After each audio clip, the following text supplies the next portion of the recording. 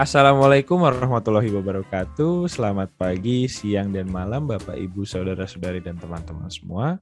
Kembali bersama saya Dio, saya anggota dari tim KKN PPM UGM Teman-teman tahun 2021. Kembali membawakan materi terkait dengan Marketing One-on-One seri yang kedua.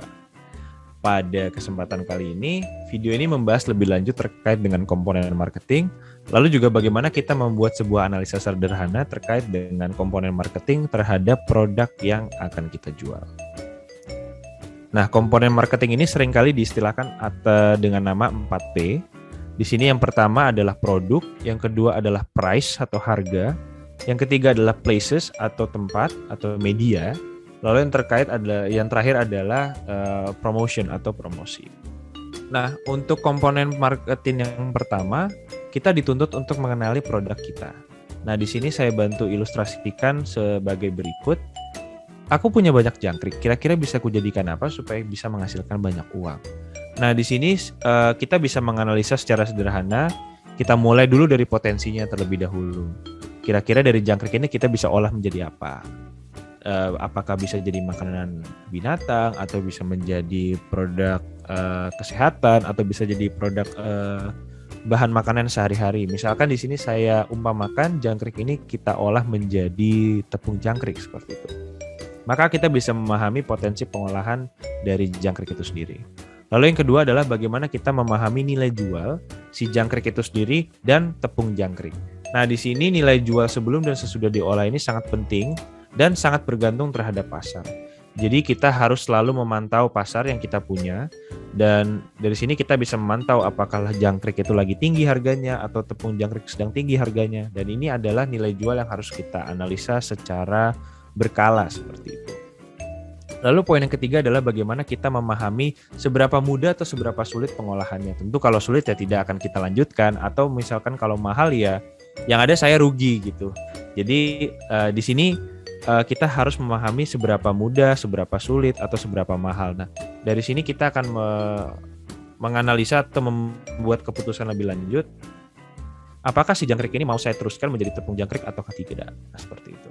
Lalu yang terakhir adalah kita mempelajari kebutuhan masyarakat. Nah, ini balik lagi bagaimana kita memahami pasar itu sendiri.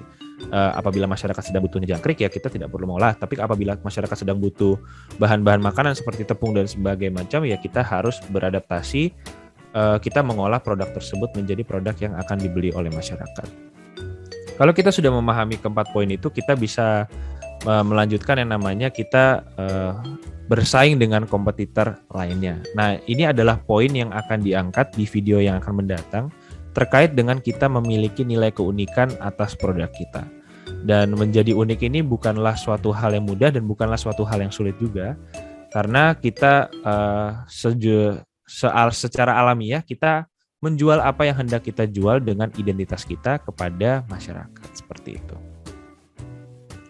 Lalu komponen yang kedua berbicara mengenai harga. Di sini kita dituntut untuk menyesuaikan harga dengan pasar. Jadi kita selalu memantau harga pasar, kita memantau kebutuhan masyarakat dan lain sebagainya. Di sini kita bisa menghitung juga biaya operasional terkait dengan produksi, pemasaran, dan mungkin biaya lain-lainnya. Lalu kita men-set harga jual supaya kita mendapatkan keuntungan yang semaksimal mungkin.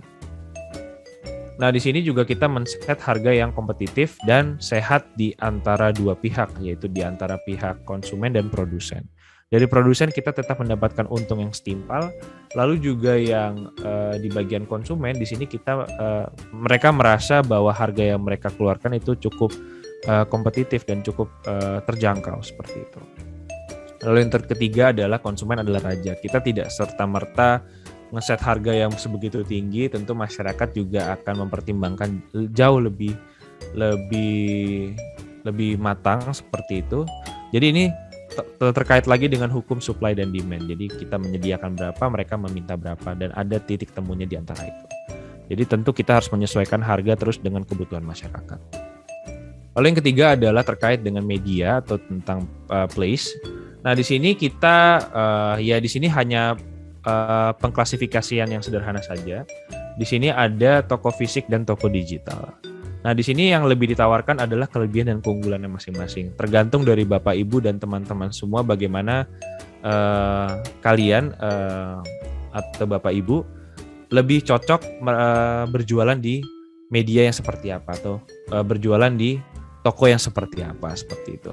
Jadi kalau di fisik ya tentu saja keuntungannya konsumen mendapatkan kepercayaan yang lebih seperti itu karena bisa langsung melihat barangnya, terus juga tentu harus menarik juga tempatnya dan segala macam. Namun kekurangannya tentu akan mengeluarkan biaya tambahan untuk menyewa, lalu juga mungkin biaya transportasi yang dibutuhkan seperti apa dan sebagainya macam. Kalau toko digital tentu kelebihannya kita tidak perlu mengeluarkan uang, masyarakat yang dicakup itu akan jauh lebih luas lagi. Namun kalau di toko digital kekurangannya adalah kita harus mencari konsumen secara berkala, jadi kita tidak bisa hanya ya kita buka toko terus tiba-tiba jualannya rame, ya itu mungkin hal yang cukup mustahil. Namun kita harus mulai dulu dari bawah, kita membrandingkan akun jualan kita ke sosial media yang lain, terus kita harus membuat postingan-postingan yang heboh yang nantinya akan kita bahas di video selanjutnya.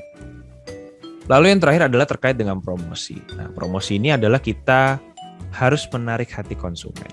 Nah, di sini juga ada beberapa poin yang bisa saya tawarkan.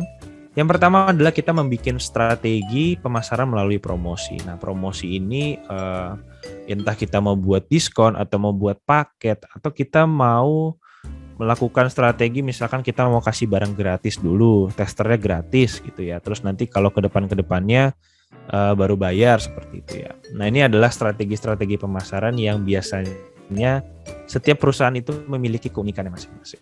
Dan ini menjadi nilai jual juga terhadap konsumen. Lalu yang kedua, kita memberikan penawaran untuk menarik hati konsumen. Misalkan ya tadi seperti tadi ada diskon ataupun ada gratis-gratis. Jadi ada penawaran tertentu, misalkan nih kembali lagi nanti dia bayarnya lebih murah seperti itu, atau kita membuat sistem membership seperti itu. Jadi ada penawaran-penawaran yang eksklusif untuk konsumen sehingga kita bisa menarik hati konsumen. Lalu yang terakhir adalah kita mengiklankan produkmu di media fisik dan digital. Nah, ini lagi-lagi kembali kepada pemilihan Bapak Ibu dan saudara-saudari semua. Kita mau mengiklankan produk kita di mana seperti itu ya. Tentu media fisik dan digital ini ada kelebihan dan kekurangannya masing-masing yang nantinya akan dibahas di video yang akan mendatang. Berakhir sudah segmen Marketing One-on-One seri kedua ini. Tonton terus video selanjutnya dan jangan lupa subscribe ke kanal YouTube channel Tim KKN PPM UGM teman-teman tahun 2021. Saya pamit undur diri. Assalamualaikum warahmatullahi wabarakatuh.